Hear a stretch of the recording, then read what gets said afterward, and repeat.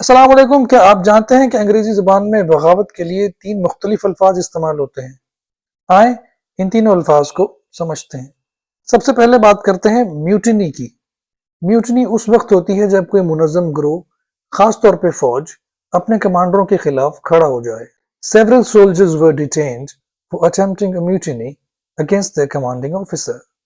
دوسرا لفظ ہے ریوولٹ. ریوولٹ وہ عوامی رد عمل ہوتا ہے جو کسی خاص قانون یا ناانصافی کے خلاف کیا جاتا ہے. The sudden rise in fuel prices triggered a revolt in several parts of the city.